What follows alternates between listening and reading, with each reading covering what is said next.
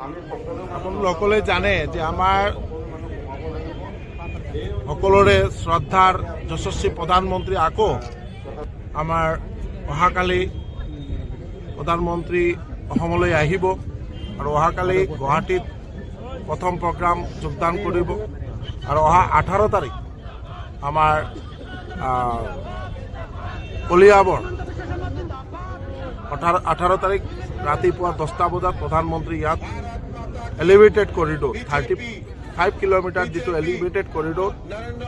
যাতে free movement কৰিব পাৰে আমাৰ জীৱ জন্তুৱে তাৰ কাৰণে ওপৰেদি 35 কিলোমিটাৰ ৰোড কনষ্ট্ৰাকশ্যন হ'ব। এই ৰোড কনষ্ট্ৰাকশ্যনৰ শিলান্যাসৰ কাৰণে আমাৰ যশস্বী প্ৰধানমন্ত্ৰী নৰেন্দ্ৰ মোদীজী নিজে আহি উপস্থিত থাকিব এবং নিজে হাতে শিলান্যাস কৰিব আৰু দুটা অমৃত ভাৰত ট্ৰেইন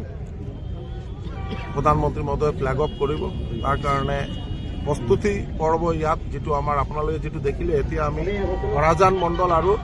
চামগুৰি মণ্ডল ইয়াত প্ৰস্তুতি সভা এটা আছিল আৰু এই মিটিঙত ৰাজহুৱা যিটো মিটিং হ'ব এই মিটিঙত প্ৰায় 1.5 লাখৰ ওপৰত মানে আমাৰ ৰাইজ আৰু ভাৰতীয় জনতা পাৰ্টিৰ কাৰ্যকৰ্তা উপস্থিত থাকিব। তাৰ কাৰণে যাতে ব্যৱস্থাটো ভালকৈ হয় তাৰ কাৰণে মাননীয় মুখ্যমন্ত্ৰী মহোদয়ে as a guardian minister Nagaon বা আমাৰ এজ এ আমাৰ ইনচাৰ্জ হিচাপে চামগুৰি কনষ্টিটিউচন ইনচাৰ্জ হিচাপে আমি ৰিভিউ কৰি আছোঁ আৰু খুব ভালকৈ যাতে আমাৰ কাৰ্যকৰ্তা এই মিটিঙত যাই উপনীত হ'ব পাৰে যাব পাৰে তাৰ কাৰণে অন টাইম যাতে যাব পাৰে তাৰ কাৰণে আমি ৰিভিউ কৰি আছোঁ। এইকাৰণে আমি ইয়াত আজি এই মিটিং প্ৰধানমন্ত্ৰী মহোদয় কেইটা বজাত উপস্থিত থাকিব? প্ৰধানমন্ত্ৰী মহোদয় 18 তাৰিখ কলিয়াবৰৰ যিটো এলিভেটেড কৰিডৰ তাৰ কাৰণে শিলান্যাসৰ কাৰণে প্ৰধানমন্ত্ৰী মহোদয় 10টা বজাত কলিয়াবৰ আহি উপস্থিত।